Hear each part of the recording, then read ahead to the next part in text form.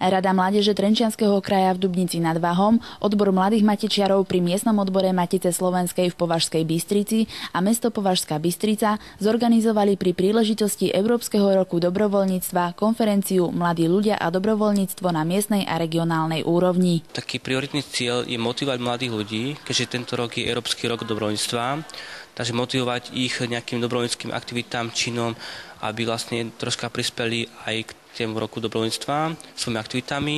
A druhý taký hlavný cieľ je prezentácia organizácií, lebo tu v Považskej máme veľa neziskových organizácií, ktoré pôsobia tu v Považskej, majú dobrovoľníkov, ale naozaj ten počet tých dobrovoľníkov v organizáciách je veľmi malý, preto dostanú aj možnosť sa prezentovať, či už prostredníctvom lektorov, alebo na stoloch, kde budú mať vlastne letáčiky, majú možnosť motivovať mladých, aby sa dostali do ich organizácie, alebo zároveň môžu tak osloviť mladých pri nejakých aktivitách, ktoré pripravujú. Na konferencii vystúpilo niekoľko lektorov z rôznych dobrovoľníckych organizácií pôsobiacich na Slovensku. Každej, by som povedal, oblasti dobrovoľníctva je tu jeden človek, ktorý prezentuje svoju organizáciu. Sú tu skauti, lebo skauti sú, by som povedal, tradíciou dobrovoľníctva. Je tu v rámci legislatívy máme tu jedného človeka, ktorý bude prednášať legislatívu dobrovoľníctva. Potom máme tu z cirkevných organizácií, tu máme, lebo oni majú také dosť tradičné motivácie a vzdelávanie organizácií. Máme tu z Úsmev ako dar, ktorí pomáhajú deťom v detských domovoch. Ďalej je tu lektor, ktorý bude rozprávať o pomoc v nemocnici, pomoc sociálnym ľuďom, pomoc handicapovaným ľuďom.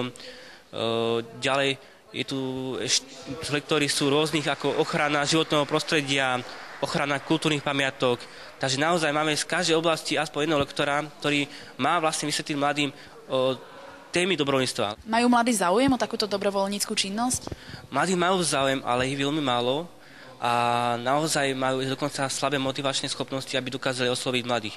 Preto je táto konferencia, lebo sú tu ľudia, ktorí pracujú minimálne 5 až 10 rokov s dobrovoľníkmi a snažia sa svojim príspevkom, ale aj diskusiou nejakým spôsobom otvoriť mladým oči, aby začali niečo robiť, či už v rámci dobrovoľníctva alebo tomto roku dobrovoľníctva európskom. Svoju dobrovoľnícku činnosť priamo pred mestským úradom prezentoval aj astronomický klub Juraja Bardyho z Plevníka. Samozrejme, my sa venujeme pozorovateľskej činnosti a fotografovaniu oblohy, takže sme využili dnešný krásny deň, keďže je to cez deň, takže bohužiaľ tá nočná obloha nemôže byť, ale máme tu našťastie slniečko, ktoré sa predvádza v plnej kráse, takže pripravili sme pozorovanie slnečných škvr na slnečných protuberancií 3 ďalekohľadmi. Ako by ste vlastne vyzhodnotili to dobrovoľníctvo a záujem mladých o takéto aktivity?